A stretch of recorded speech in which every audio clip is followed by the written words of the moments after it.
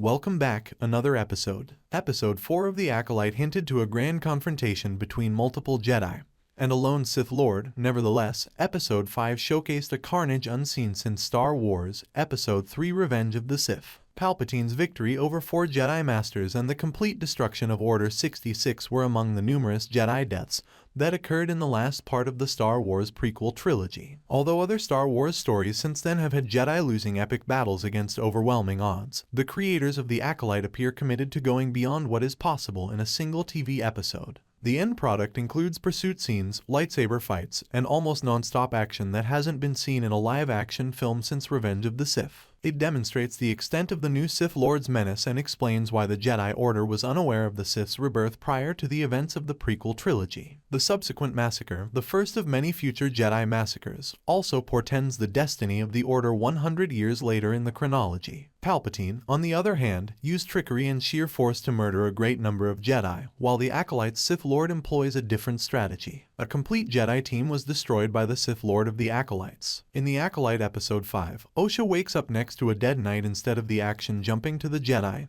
and Sith Lord duel. This guarantees that the audience is aware, even if unconsciously, that very few Jedi will survive to leave the planet, and immediately establishes the tone for the remainder of the show. The Sith Lord then engages in simultaneous duels with multiple Jedi, defeating them all in unique ways and never pausing for a second. This Sith Lord is far more skilled in combat than even Palpatine was in Revenge of the Sith, where he quickly killed 3 Jedi. This Sith Lord kills every Jedi in an extremely gruesome manner, even by Star Wars standards. There appears to be a simultaneous impaling of 2 Jedi, multiple stabbings of Jeki Lon, and a snapped neck for Yord Fandar. Master Saul's startled expression heightens the intensity of the scenario and heightens the tragedy of the massacre. It is demonstrated in the Acolyte, Episode 5, that this Sith Lord is not invincible and that a team effort between a master and apprentice might defeat him. This is consistent with the prequel trilogy's Sith Lords, who could only be defeated by the strongest Jedi Masters for extended periods of time. Unfortunately, Saul and Osha are the only ones who survive, since even the most powerful Jedi are defeated by the Sith Lord.